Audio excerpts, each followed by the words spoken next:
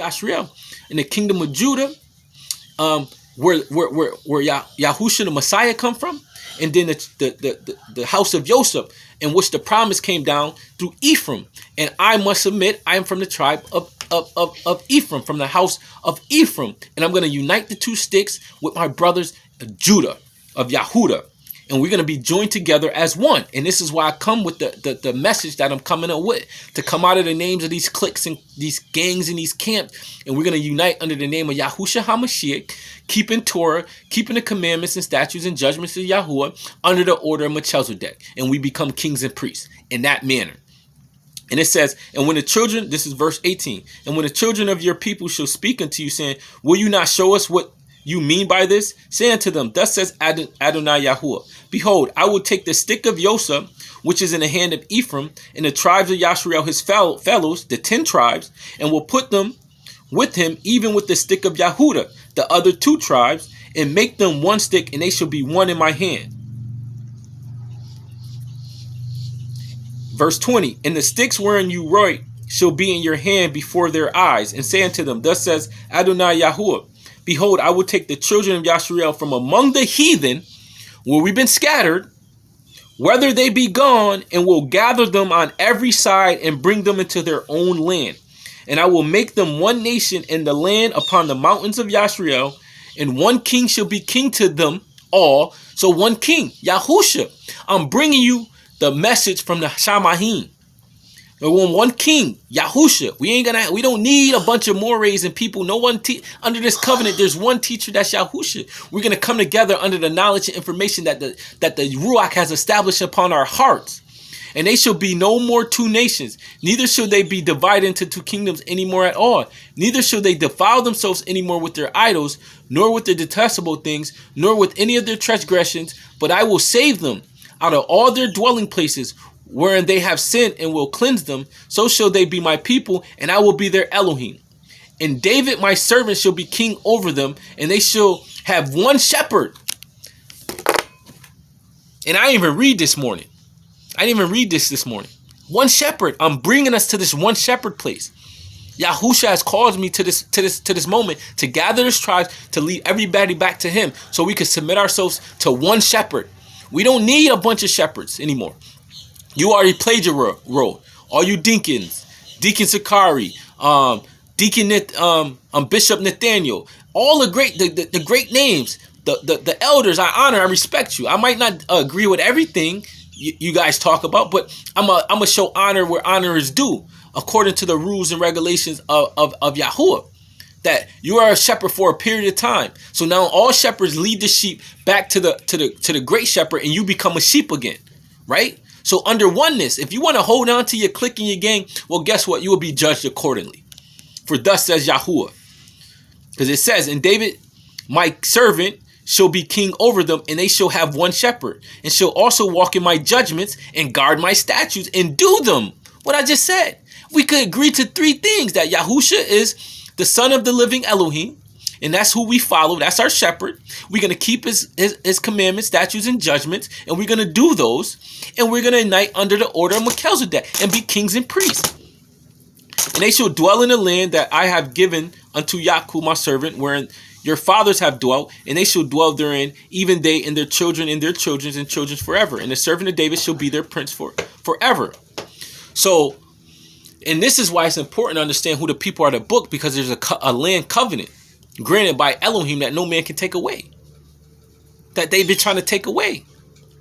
And it says, moreover, I will cut a covenant of peace with them. What does the Tav mean? Covenant.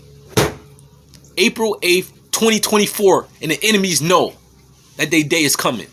Moreover, I will cut a covenant of peace with them, and it shall be an everlasting covenant with them. And I will place them and multiply them, and will set my sanctuary in the midst of them forever. My tabernacle, all of us just celebrated the Feast of Tabernacles. My tabernacle also shall be with them, yea, and I will be their Elohim, and they shall be my people. And the heathen shall know that I, Yahuwah, do sanctify Yasharel. My sanctuary will be in the midst of them forevermore. So the heathen will know. And this is out of the Sefer. And the heathen shall know. So we got one shepherd under us. So I'm calling all the tribes, all the assemblies to understand this. That you labor for a point of time. It's not for you to be ruling over the assemblies forever. Come together. We're going to unite now. We're going to create a council of elders, a council of elders, and we're going to put a government. We're going to establish the government upon the shoulders of Yasharel. We're going to put the government upon the shoulders of Yahusha, right? Who's the king of Yasharel. So we're going to gather the kingdom so we can hand the kingdom to the Messiah when he returns. So, because he said, when he come back, will he receive faith? When he come back, what he's going to want to receive? He's going to receive a bride that got herself together. So we must understand everything for a time and purpose. You was a moray, you was a teacher for timing. Now we're moving into the next season in the process of gathering the people. And we could go, what's that? Jeremiah 31. I didn't mean to go this long, but the spirit is moving on this Shabbat. I'm going to post this today, so I need you to share this on this Shabbat. This is a holy day. This is a holy convocation. This is a holy assembly. Even though we in different places right now, and you watching this, you assembling with me and y'all. So we're going to go to Jeremiah 31. 31. Yes? 31, right? So Jeremiah 31. So we went in Ezekiel 37. Now we in Jeremiah 31. It says, behold, the days come, says Yahuwah. I will cut a renewed covenant with the house of Yasharel and with the house of Judah. So the days are coming. And it's marked by the Tav and the sign, a 7-year period.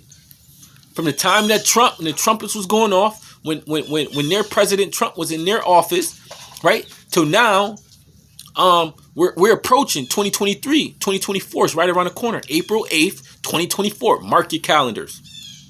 And it says, behold, the days come, says Yahuwah, I will cut a renewed covenant with the house of Yasharel and with the house of Yahudah. Not according to the covenant I cut with their fathers in the day that I took them by the hand to bring them out of the land of Mizraim, which my covenant they broke, although I was a husband unto them, says Yahuwah. So we broke his covenant. He said he's a husband. He's using that terminology because the husband is coming back for his bride. He divorced his bride for a period of time to only come back to remarry, to renew the covenant. Verse 33, and this shall be the covenant that I will cut with the house of Yasharel after those days, says Yahuwah. So this covenant that he's cutting, this tav that he's cutting it, after those days, Yahuwah, I will put my Torah in their inward parts and write it in their hearts. And I will be their Elohim, and they shall be my people. And they shall teach no more every man his neighbor and every man his brother, saying, know Yahuwah. So at this point in time, we're moving into the phase. We don't need a teacher to say, know Yahuwah, because we all know who Yahuwah is.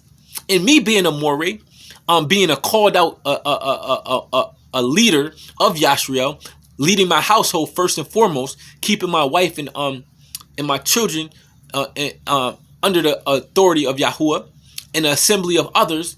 It says, and they shall teach no more every man his neighbor and every man his brother, saying, know Yahuwah, for they shall all know me, from the least of them unto the greatest of them, says Yahuwah, for I will forgive their iniquity and I remember their sins no more. There you go. I'm bringing a prophecy to life now, that we're moving into the next phase where no man say, know Yahuwah, because look at everybody in assembly. You've been teaching them for years now. They should know who Yahuwah is. So there's no longer need for a tutor, just like the law was a tutor for a period of time. But once you walked in the law for so long, you know no need of a tutor. Now righteousness is a given. Doing those things is required by Yahuwah is a given. So what Yahuwah is saying, get all rid of the titles and doctrines, get rid of all that. Because if we don't, the enemy will continue to destroy us. Separately, they can beat us. Collectively, they got nothing on us. So we're going to gather and we're going to get ready to Exodus. They already built the sixth region in Africa for the diaspora. There's already things set in place. There's already a wilderness prepared for Yasharel. We just have to unite and come together. And then I sit back and say, Father, how is this possible? I cried yesterday in tears. And the Father said, campaign. Just campaign like you did when you was running for office. So now I'm sending forth this campaign message, asking for your support, asking for your donations, just like a campaign, just like a political campaign. But this point, I'm campaigning for Yasharel, for Yahusha being king. He's our king. So if you vote in that Yahusha is your king, if you're casting your vote for Yahusha, then you must come under these three principles: that Yahusha is king, that his word is sovereign, and we're going to keep his commandments, statutes, and judgments. And we're going to establish the order of Melchizedek on this earth as kings and priests of Yahuwah. That's that. These are the 3 points that we're running, and every campaign really runs off of 3 bulletin points. So I'm announcing this campaign. We're going to gather the assembly. We're gonna reach out to me, 315-395-2318, because I don't know how long this video is going to stay up. But you'll have my personal contact information. I'm looking for 70 elders of Yasharel. I'm calling on Moray Dwayne, whom I respect. Hebrews, the Hebrew Awakening. I'm calling on the Watchman. I'm calling on Ministry Davis. I'm calling on Moray Yashiyahu out in California, who does the coalition remnant, the remnant coalition. I'm calling on Hebrew Nation building, the 7 assemblies that you have, the Houston branch, the South Carolina branch, the Augusta branch, all the branches. I'm calling on GOCC, and a brother, my brother Zone up in Syracuse, New York, who's out there on the corner. Those the Sakari. I'm calling on all you individuals that's calling on the Father's name. That how much longer are we gonna continue to do YouTube videos and just talk smack while the enemy is coming down? Because they already got the guillotines lined up. You know, the guillotines is already lined up. You know what I'm saying? So the Father has put forth an open door for the assembly that's in Philadelphia, and he's gonna make those that say they are the people bow down at our feet. And I'm the one chosen to come back and bring this message, the campaign for my Father that arts in heaven, to bring his heavenly kingdom down here on earth. Hallowed be thy name, thy kingdom come on earth as it is in heaven. That has always been the plan of Yahusha, to bring the kingdom from the heavens down to the Eretz, from the Shamayim to the Eretz, from the heaven to the earth.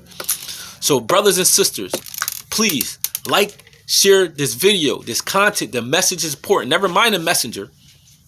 Daily I crucify the flesh, but listen to the message. Kyrie, Kanye, if you get this message, you must come into the fold. Otherwise, they're going to shoo you out. You got to forsake your riches, just like the rich man. Forsake the riches of the world. And another thing, the women, because we won't leave empty-handed. Ask for the silver and gold, the jewelry of your neighbors.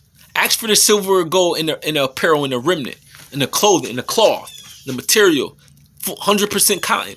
So we're going to leave. Get the gold and the silver. Get the gold and the silver. Get the gold necklaces, the gold bracelets, the silver necklaces, the gold, the silver bracelets, the earrings. Get all the gold and silver. Because when we get back to the land, we're going to put it in a melting pot. And we're gonna build vessels of honor with gold and silver. You know what I'm saying? In America, the Fort Knox, whatever, bring that gold. All the nations that has something to do with our disbursement, you owe.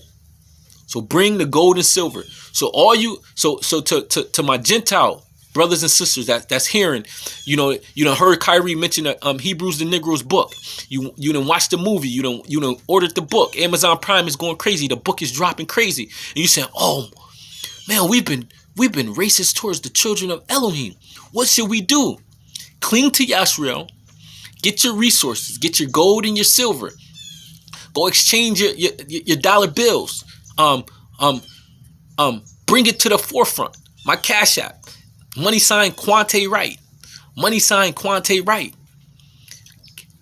Flood the accounts of the Hebrews. Flood the accounts. Yahuwah see your praise. Yahuwah